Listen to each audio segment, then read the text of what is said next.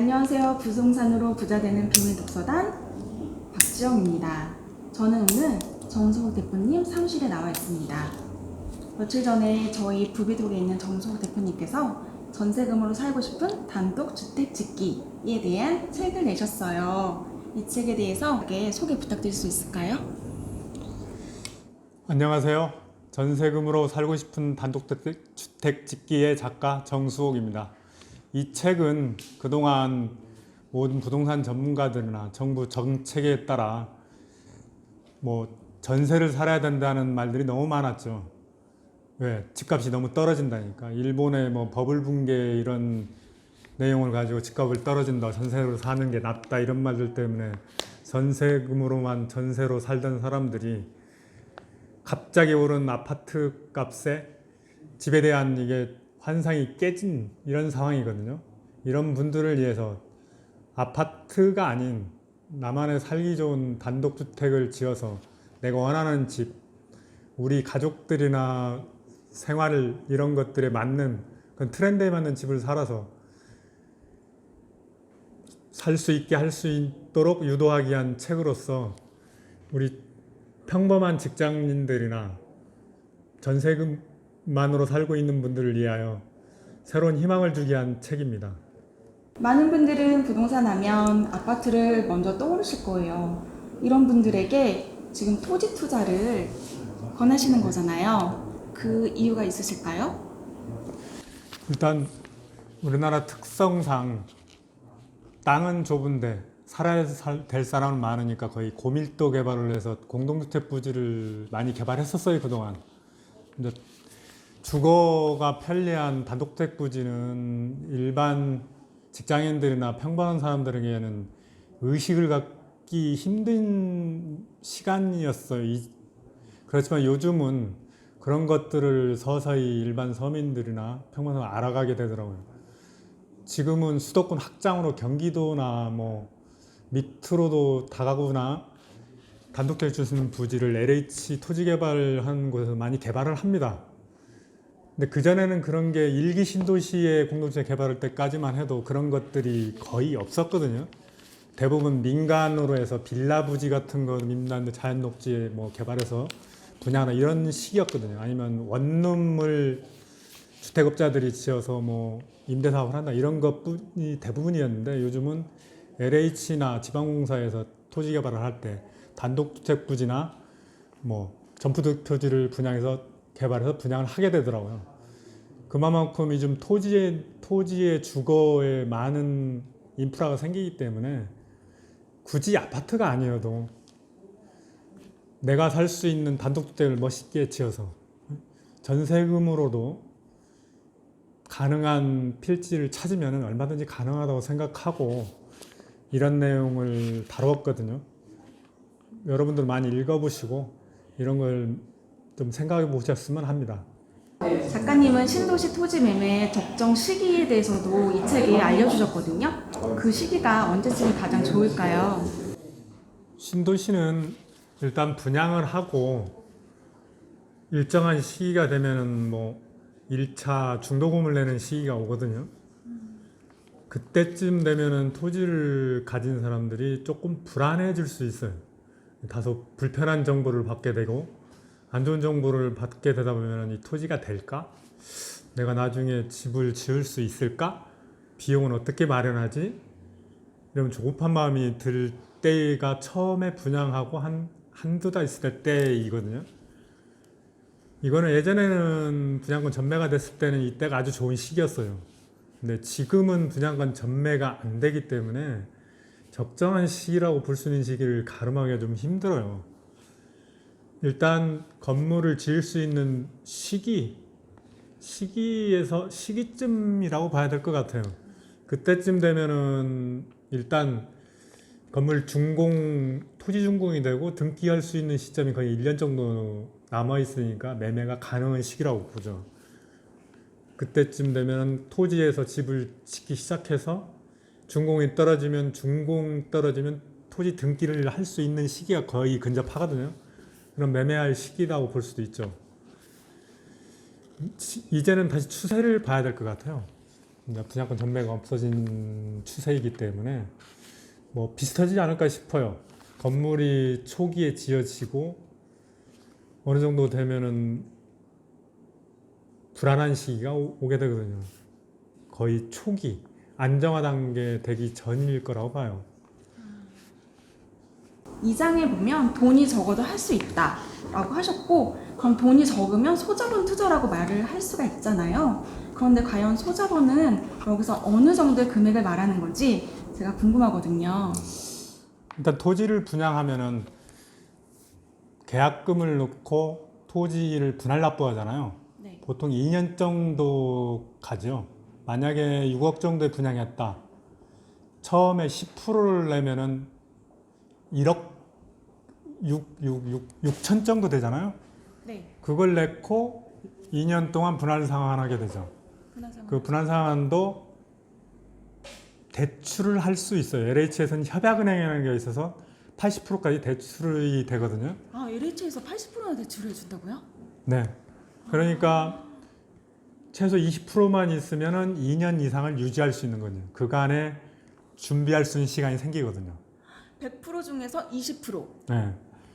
너무 괜찮은. 일단은 시간이 생기잖아요. 그동안 시간이 내가 준비하고 알아보고 하면 될 것 같아요. 정말 LH는 대단한 것 같습니다.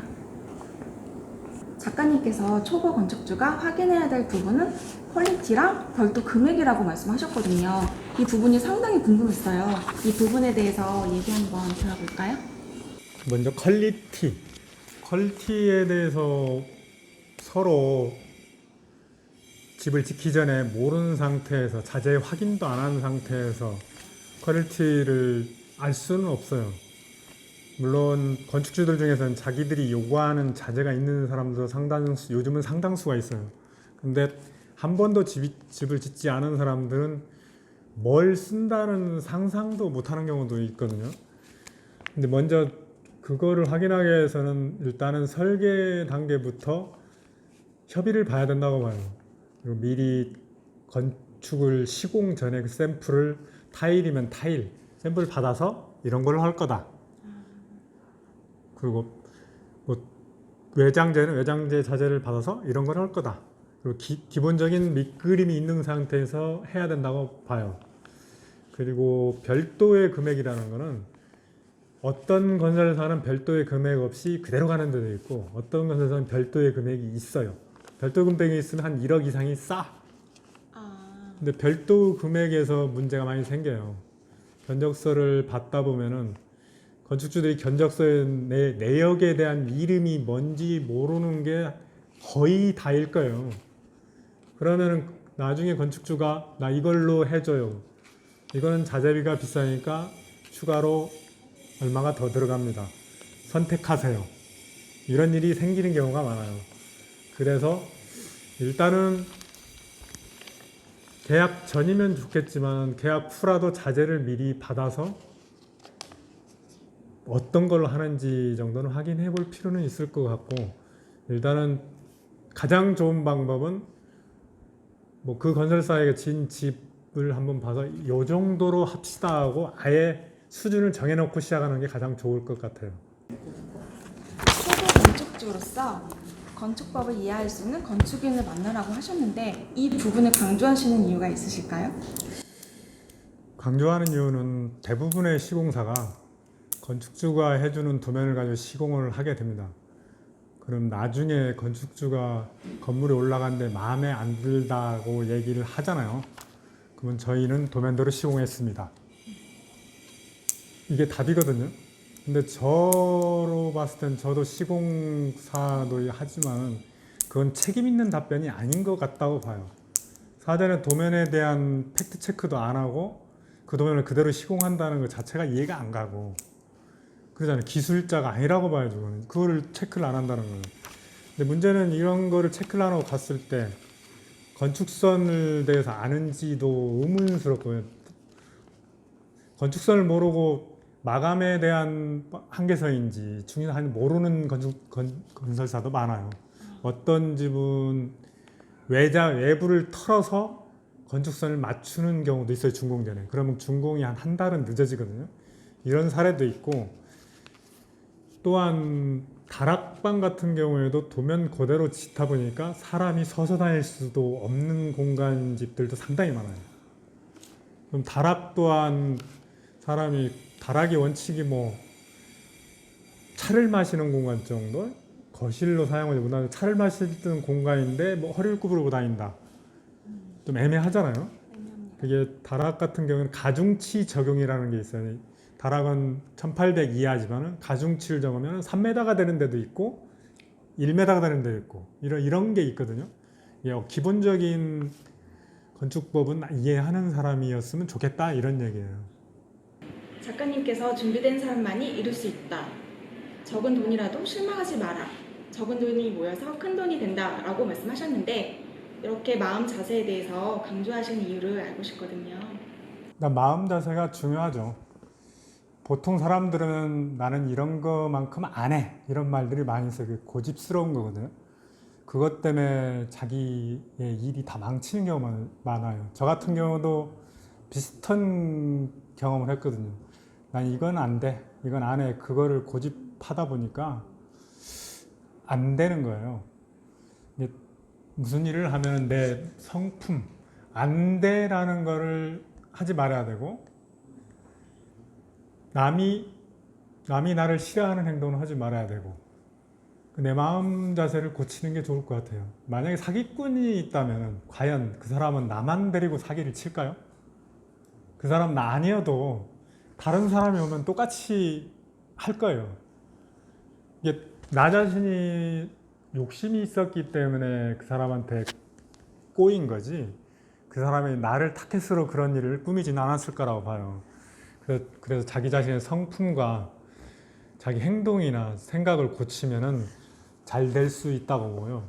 보면 옛날에 맹자님의 말씀이 있어요. 천장강 대묘사이냐, 뭐 중약하고요. 이 책은 하늘이 장차 사람의 큰 일을 맡길 때에는 뼈를 아프게 하고 몸을 상하게 하고 고통스럽게 하여 장차 큰일을 할 수 있는 인물임을 확인하기 위함이라, 이런 말이 있거든요. 어떻게 보면 생각하면 그 말이 참 맞는 것 같아요. 자기가 그 아픈 상처를 겪고 일어나는 사람들만이 잘 되는 것 같아요. 보면은 뭐 책에서 봐도 유명하게 성공한 사람들은 하다 보니 노숙자가 되거나 신용불량자가 한번 돼보지 않은 사람은 없었던 것 같아요. 그런 맥락에서 일단 돈이라는 건 내 성품과 체질이나 이런 게 변해야 돈이 붙는다고 저는 생각합니다. 책에 보면 단독, 다가구, 상가주택에 대해서 차이점을 말씀해 주셨는데 한 번 더 언급해 주시겠어요?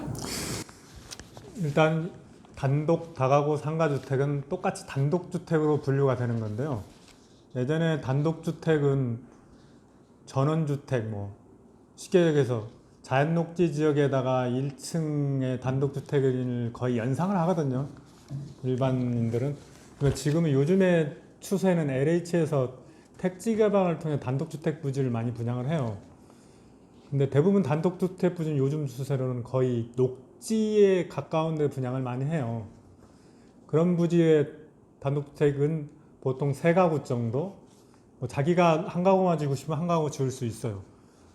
용도로는 주거 전용으로 나오거든요. 일단은 주거 전용으로 해서 3가구 이하를 LH 분양하는 단독주택을 보고요.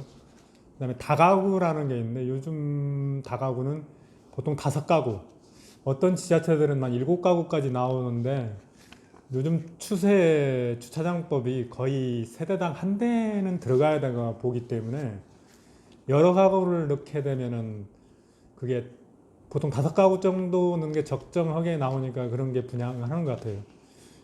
그렇게 분양하는 이유는 주거의 쾌적성, 편의성 때문에 그렇게 한다고, 목적이 그거거든요. LH.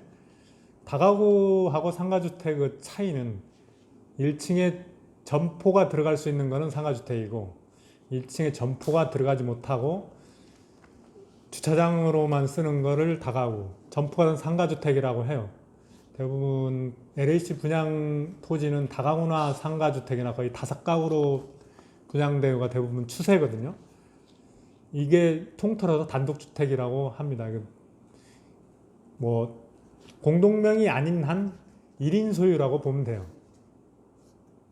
작가님께서 택지지구 부동산 브리핑을 반드시 받아보라고 하셨는데 막상 부동산에 가면 어떤 거를 물어봐야 될지 모르겠더라고요. 이 점에 대해서 좀 설명해 주시겠어요? 택지지구의 부동산 브리핑을 반드시 받아봐라.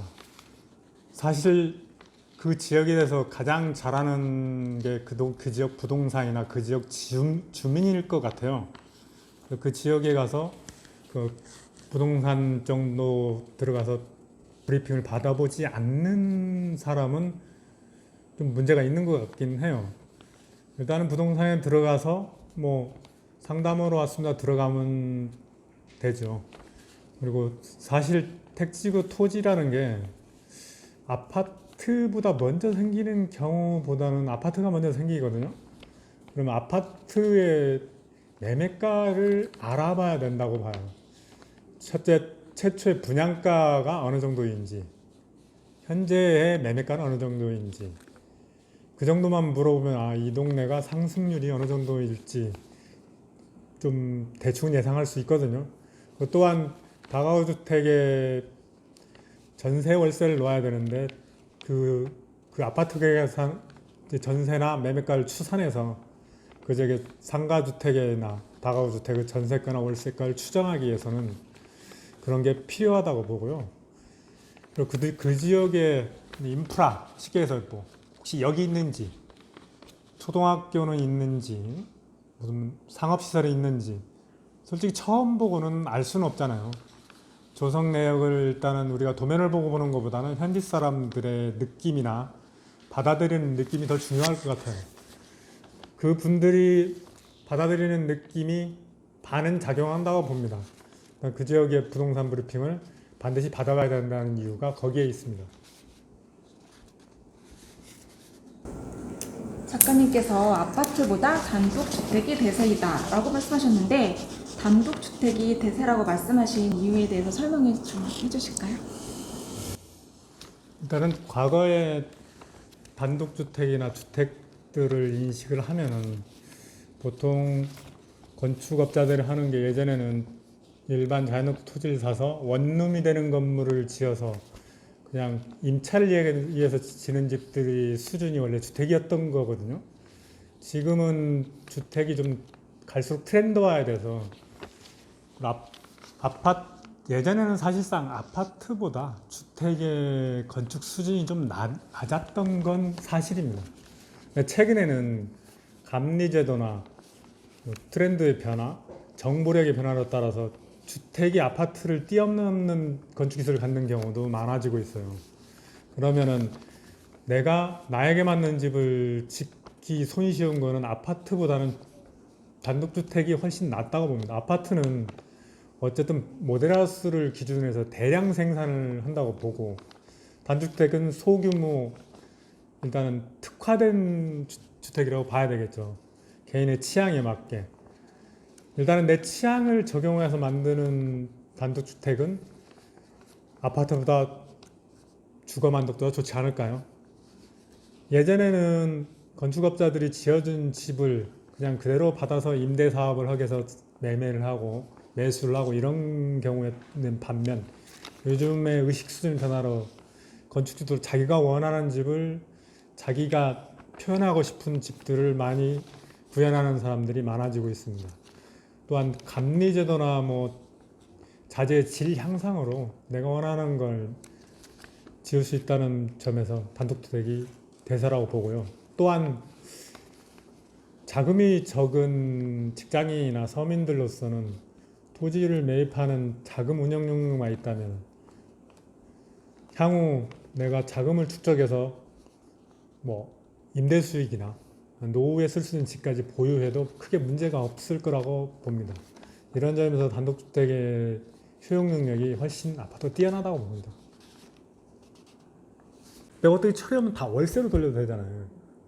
그런 것 때문에 그 또 하나는 잘 지어다는 이유가 4층에 집을 잘 짓고 살기 좋게 지어놓으면 언제든지 내가 들어갈 수 있고 언제든지 팔려면 사람들이 좋아하는 구조나 좋아하는 이런 패턴이면은 언제든지 팔릴 수 있다는 거지, 내 얘기는.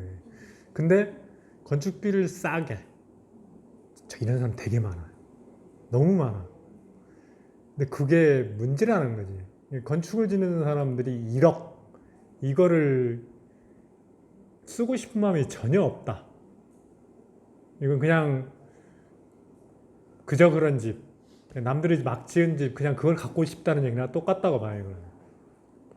1억 정도는 남보다 더 쓸 수 있는 용기, 이게 필요합니다. 작가님이 지금 하시는 일이 부동산도 하시고 건축업도 하시는데 이 일을 어떻게 시작하게 되셨을까요? 제가 이 건축업을 하게 된 계기는 의외의 곳에 있었던 것 같아요.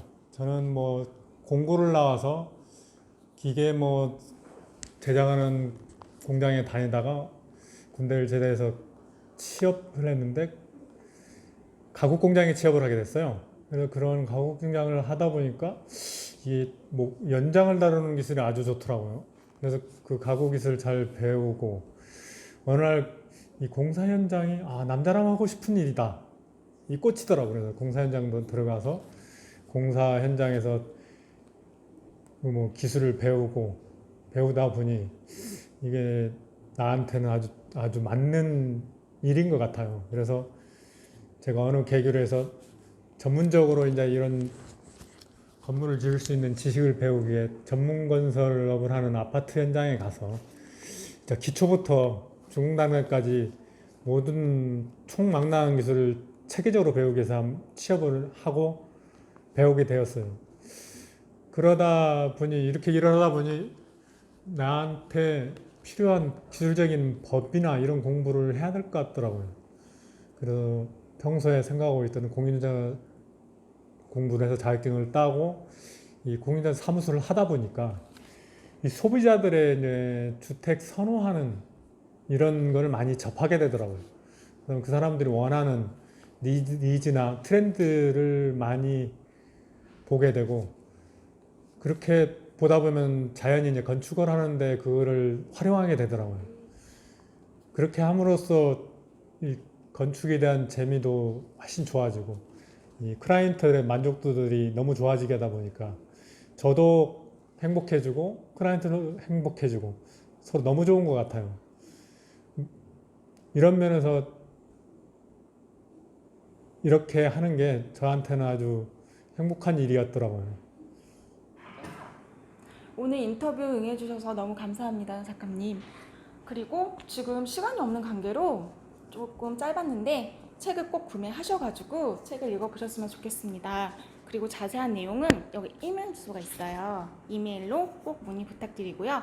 이 영상이 도움이 되셨다면 좋아요, 구독 부탁드립니다.